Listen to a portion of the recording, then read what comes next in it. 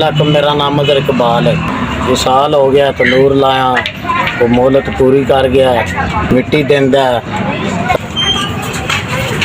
देंदा जे वेखो ठीक है।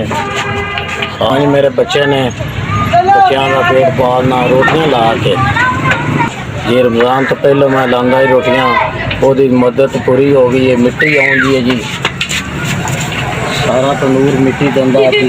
देख लो कमाई का जरिया भी ये ही है।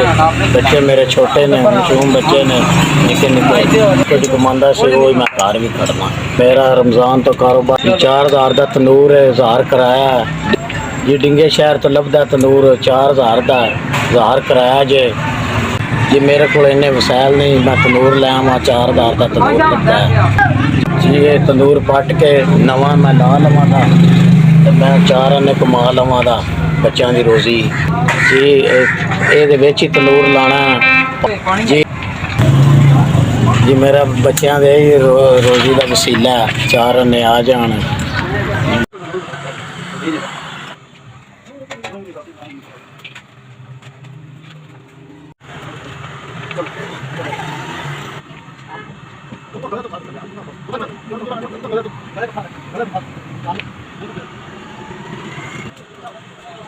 शुक्रिया लख लख, मेरे तंदूर का काम कर छड़िया जे।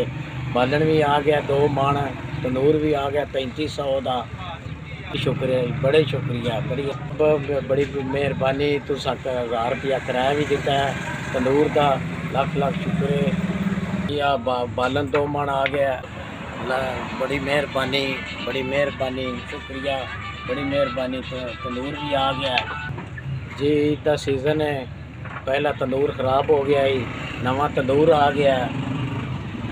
बड़े बड़े शुक्रिया, सारिया परेशानियां मेरिया दूर हो गई ने। अल्लाह की ज़ात तो चौखा चौखा देवे, चौखा चौखा देवे। अल्लाह की ज़ात इंशाअल्लाह जिउंदे रहो, वसदे रहो। अल्लाह पाक तो इन्ना देवे, इन्ना देवे, चौखा चौखा देवे अल्लाह पाक सोना।